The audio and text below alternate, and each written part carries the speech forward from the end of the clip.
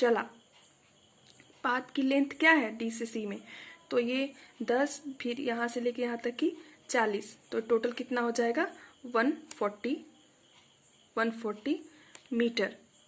ठीक है, 140 मीटर, मतलब कि जितना डिस्टेंस हम टोटल डिस्टेंस किसे कहेंगे, जितना टोटल पाथ लेंथ है, ऑब्जेक्ट जितना पाथ लेंथ ट्रेवल कर रहा है उसे बोलेंगे डिस्टेंस। ठीक है, क्लियर है। और नेक्स्ट हम लोग देखते हैं नेक्स्ट फिजिकल क्वांटिटी क्या है। नेक्स्ट फिजिकल क्वांटिटी है वो है डिस्प्लेसमेंट। अब देखिए डिस्प्लेसमेंट बहुत ही इंपॉर्टेंट है और बहुत इसमें समझने के लिए भी आप लोग को थोड़ा सा इसमें दिमाग लगाना पड़ेगा। डिस्प्लेसमेंट के पहले हम लोग डिफिनीशन देख लेते हैं। इसकी डिफिनीशन हम लोग पहले देख लेते हैं डिस्प्लेसमेंट की। The shortest distance between initial position and final position is called displacement. ठीक है, देखिए इसमें पहले तभी दो वर्ड्स आ गए कि इनिशियल पोजीशन किसे कहेंगे और फाइनल पोजीशन किसे कहेंगे। ठीक, तो इसको हम लोग समझते हैं। देखिए मान लीजिए ये पॉइंट ए है और यहाँ से कोई ऑब्जेक्ट चला और पॉइंट बी तक।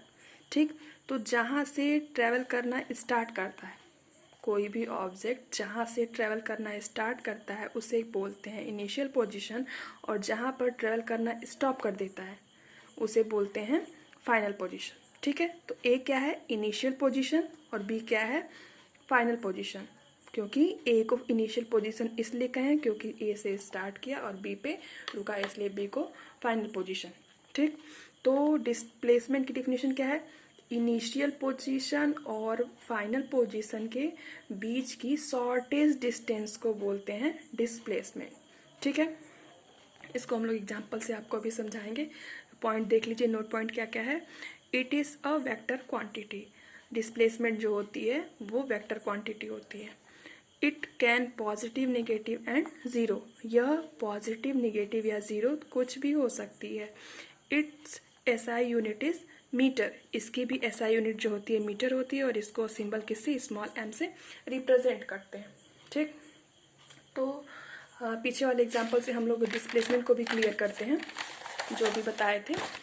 देखिए मान लीजिए कि हमें अभी हम लोग इस जो यहाँ ए से डी जब चला था तो इसको हम लोग बोले कि इसका जब ए से डी चला था तो हम लोग इसको कहे कि इसका डिस्टेंस ट्रेवल बाय ऑब्जेक्ट जो है वो 100 मीटर है। ठीक, ए से जब सी पे आ गया तो इस इतना जो और चला था उसको हम लोग ऐड करके 140 कर दिए।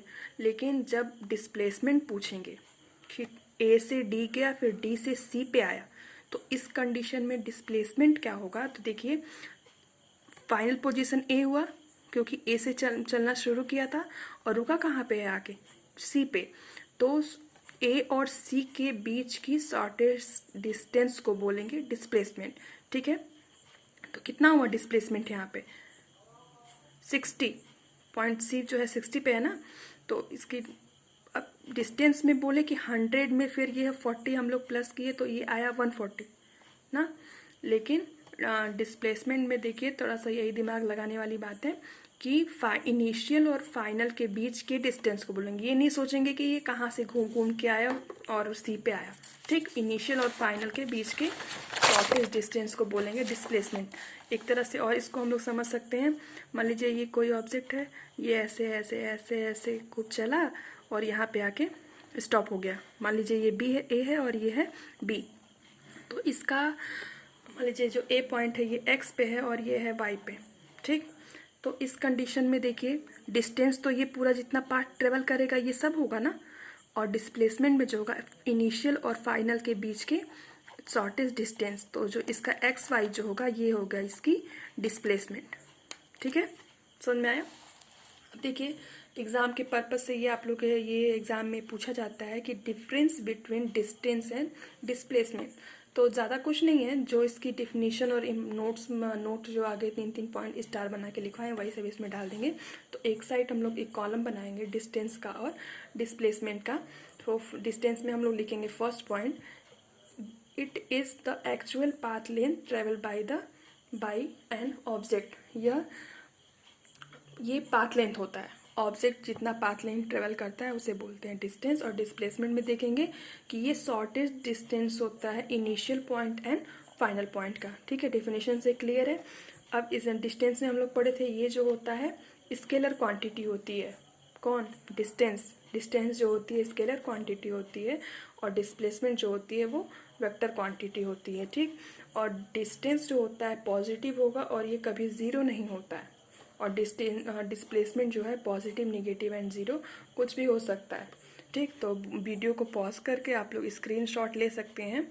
और सभी लोगों को प्रॉपर नोट्स बनाना ज़रूरी है। ठीक, एक कॉपी लीजिए और जितना पढ़ाया जाए उसको डेली टू डेली उसको नोट करिए और नोट्स बनाइए। स्कूल खुलने के बाद चेक किया जाएगा। ठीक है।